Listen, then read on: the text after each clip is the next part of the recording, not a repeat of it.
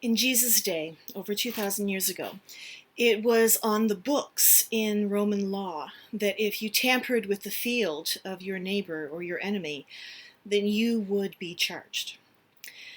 It was not just a matter of sabotaging a little. This was threatening your enemy's entire crop, ability to feed themselves and their servants throughout the year, their economics. It was really serious. So when Jesus sits down to tell his followers and those gathered around him about a situation where a crop owner is told by his servants that someone has come in the night and has sown weeds among his crop, it's really serious. It's not a casual story.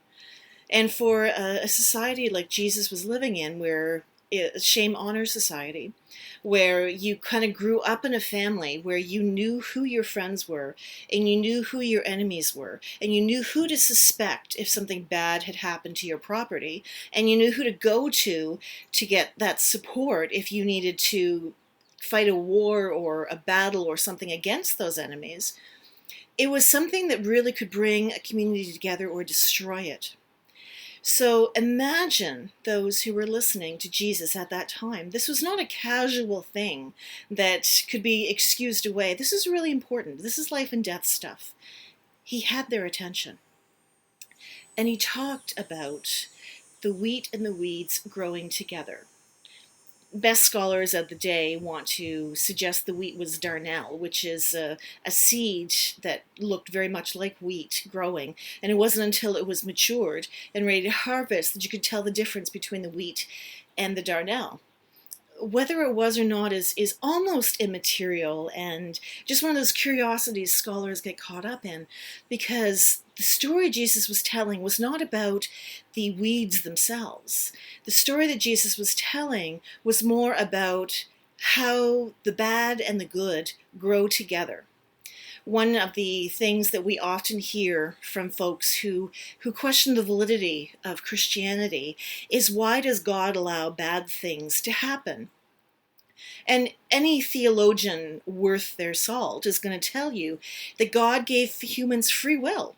God didn't create bad things to happen. God doesn't shoot down children to die of horrible diseases. God didn't create COVID to restrict our lives. These are things that have happened because of the choices humans have made and the poor results that many of those choices have, and the refusal of those who get money from those choices to willingly give up their money to make better choices. So it's not a matter of, why didn't God fix this?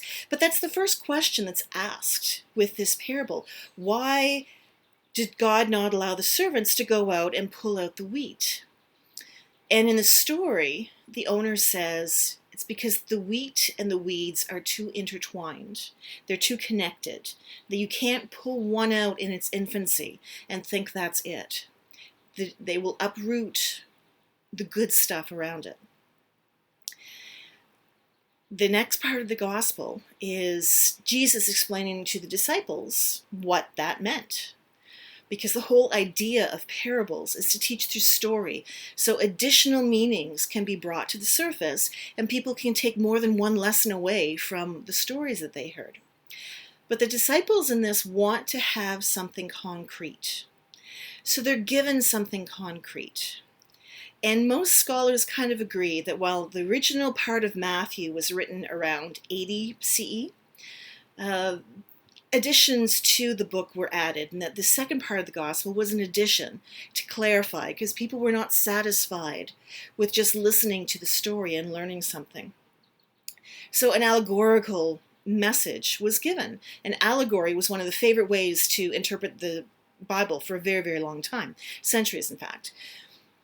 So the writer, the editor of Matthew, gives this explanation, and to them it makes complete sense. The people are good or people are evil. That it's not until the very, very end of life that we'll be able to see who's who. And then the evil will be punished and the good will go on to their reward. And isn't that a wonderful way to look at God's grace for us?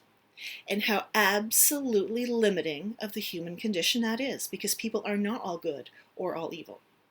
One of the things that we're dealing with as a society right now, on top of COVID, on top of protest, on top of governments acting out completely against their people, we have this whole underlying thing going on with statues and memorials.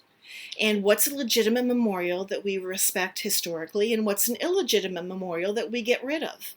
And how do we look at historic characters who have done bad things, and a whole other group of people are saying, yeah, but look at all the good things they did? We're not really good as a society at looking at people as being complex. We want to reduce them to their most basic elements that we judge. So we want to say these people are good and these people are bad, much like the allegory interpretation of the gospel that we're looking at today.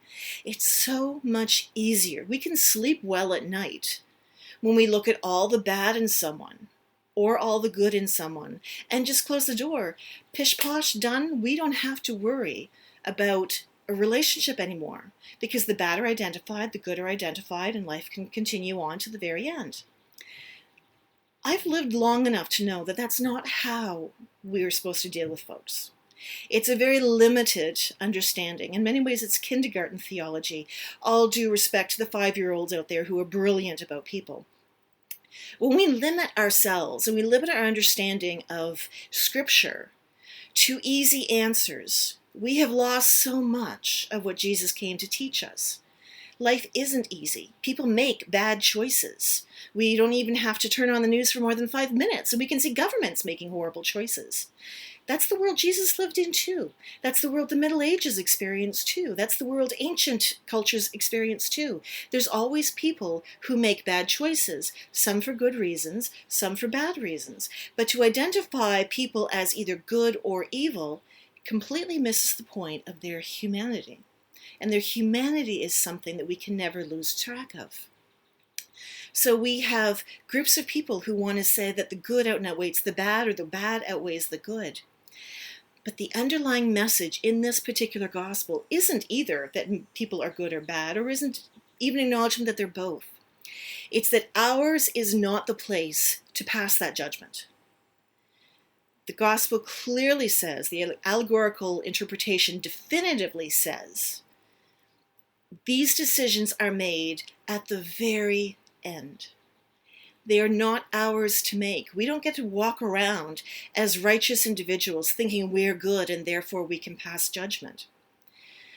In the parable, Jesus says the landowner was wise enough that when the servants came and said, let us pluck it out in real time, he said no, because you don't know what you're going to pluck up and what you're going to uproot. In the allegorical interpretation, Jesus says, no, it's not till the very end. And it's not the servants who will be doing this job. So it's not you and me who will be doing this job. It's the special workers identified to do this job. In the allegorical interpretation, it's called the angels. It's done at the end. It is not us. And as Christians, we have a really, really bad reputation of being the ones that pass that judgment. We're the ones who often are saying someone is acceptable or not. If someone has parents that are together that are two-colored skins, do we really accept them? Parents who have different sexual orientations or identities, do we really accept them? People who love outside of other people's comfort zone. I mean, quite frankly, why do we get the right to judge? We don't, but we do it anyway. And Christians do this polite thing where we won't say anything to anyone's face, but we'll certainly say it behind their backs. That's not how we're supposed to behave. Very clearly, this gospel is teaching us and showing us that while it's a travesty that both are together, good and evil, it's not ours to separate. It's not ours to figure out. And here's the other little part of that. No one person is all good. No one person is all evil. And this is a really, really hard thing for us to grapple with. And in fact, our society chooses not to grapple with it a good chunk of the time. We don't want to see the good things in the bad people, and we don't want to see the bad things in the good people. but they're all there, intertwined.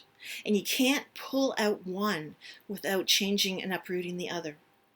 Because if you do, the plant is dead. In this case, the human ceases to be an influence and a fact of history. Who else? Put your own metaphor in there. The thing is that we don't have the right to make that call about who is worthy to be and who is not. So check your privilege, check your understanding, check your bias. And if anything is coming out of Black Lives Matter, it's an acknowledgement that there is bias around us all the time. We pass judgment. We like to cherry pick. We like to identify what we think God will pick and what God won't. I tell people, anytime you see a sign that says God likes or God hates, right away write it off, because God has nothing to do with it. That's a person's opinion that they want to project on God and force you to comply to. It's not how it's supposed to work. The allegory, whether it's written 100, 200 years after Matthew wrote the original words, or written within just 20 minutes, doesn't really matter. The thing that it's telling us is that we don't have that right. It's not ours to make that choice. These are decisions that are made at the end. And we're not near the end yet. We're still in the process. So don't judge. Don't sabotage. Don't undermine. The job of assessing is not ours. It will never be. But Jesus is working there. And in this story, the healthy wheat survives. It doesn't get choked out and killed. The healthy wheat is there till the very end. So for any of us who are a combination of good and bad, we have to the very end, the very, very last moments, to prioritize the good in who we are. It's a choice we have that we can make every single day. We don't make it because we have a title like Christian, or a title like Canadian, or a title like white. We make it because as human beings, we have the gift of love. And ultimately, at the end of the day, Matthew's gospel, like the entire Bible, is ultimately about love. In this case, love of our neighbor is also love of self. So make the choice. You have all the choice in the world, all the chance in the world, until the very, very, very last nanosecond. So make the most of it.